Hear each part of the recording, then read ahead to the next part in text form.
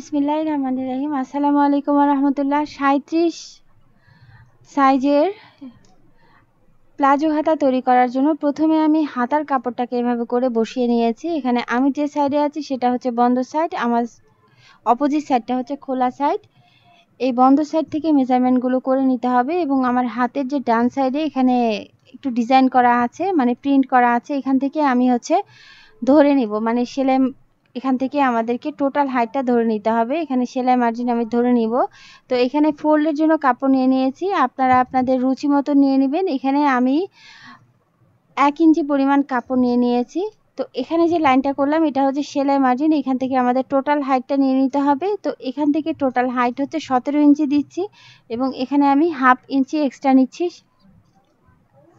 তো এখানে half inch কাপড় আপনাদের এক্সট্রা নিতে হবে। তো এখানে লাইন করে দিচ্ছি।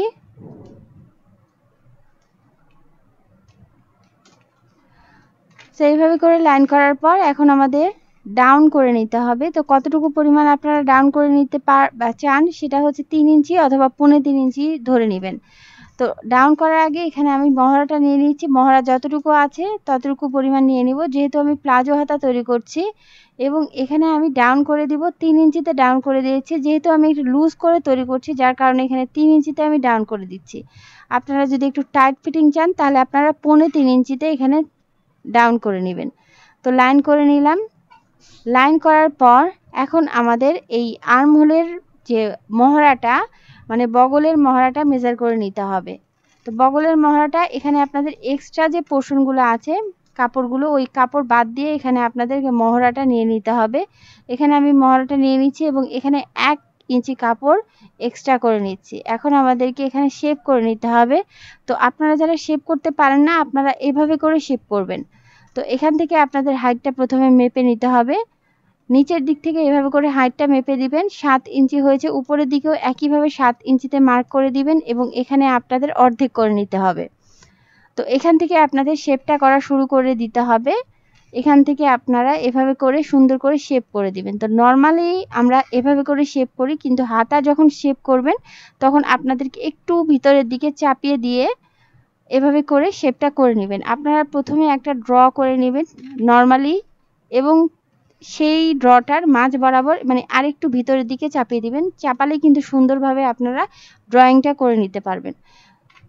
তো এখন আমাদেরকে এভাবে করে টোটাল হাইটটা অর্ধেক করে নিতে হবে। তো এখানে আমি টোটাল হাইটটা অর্ধেক করে নিচ্ছি। অর্ধেক করার পর এখানে মাঝখানে যে দাগটা দিয়েছি এখানে আমাদের অরিজিনাল যে হাতা, অরিজিনাল হাতার মাপটা নিয়ে নিতে হবে। তো এখানে 6 ইঞ্চি দিচ্ছি এবং 1 ইঞ্চি এক্সট্রা নিচ্ছি। এখন আমাদের শেপটা করে নিতে হবে।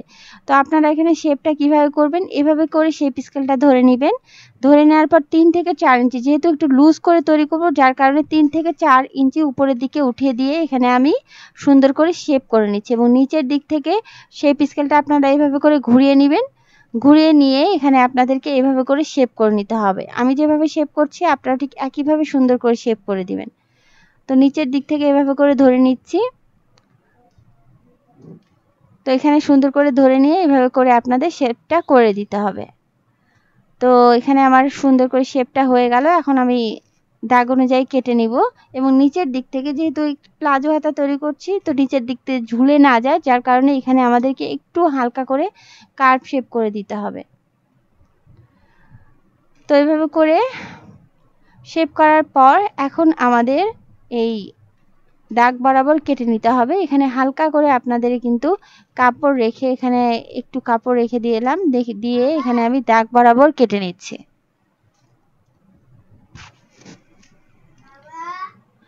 তো উপরের দিকে বেশি কাপড় রাখা যাবে না, এখানে আপনারা 2 পয়েন্ট পরিমাণ কাপড় রাখবেন এবং এভাবে করে শেপ করে দিবেন। এখানে সাইডের দিকে যে এক্সট্রা পোর্শনগুলো আমি এখন কেটে দিচ্ছি। এক্সট্রা কাপড় ধরে বাকি কাপড়গুলো কেটে নিচ্ছি এবং নিচের দিকে এখানে আমি কার্ভ শেপ করে দিচ্ছি।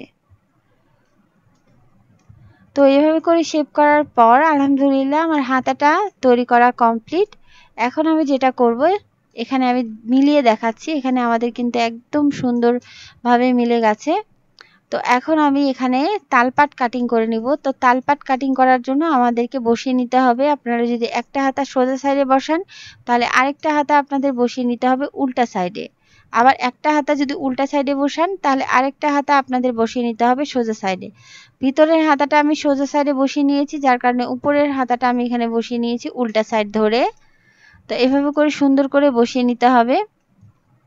বসিয়ে নেওয়ার পরে এখানে আপনাদের এক সাইড কাটিং করলে হয়ে যাবে। তো এখানে আমি 1/2 ইঞ্চি পরিমাণ কাটিং করে দিচ্ছি। তো 1/2 ইঞ্চি পরিমাণ কাটিং করলে আমাদের ইনশাআল্লাহ হয়ে যাবে। তো তালপাট কাটিং করা কমপ্লিট। এখানে এই সাইডটা আমি তালপাট কাটিং করে নিয়েছি। এখন আমি সুন্দর করে বসিয়ে দেখাচ্ছি। আপনারা যদি এভাবে করে সুন্দর করে কাটিং করেন তাহলে আপনারা পারফেক্টভাবে সুন্দরভাবে কিন্তু তালপাট কাটিং করতে পারবেন, হাতাটাও কাটিং করতে পারবেন। তো ভালো থাকুন, আল্লাহ আমাদের সবাইকে ভালো রাখুন। আসসালামু আলাইকুম ওয়া রাহমাতুল্লাহ।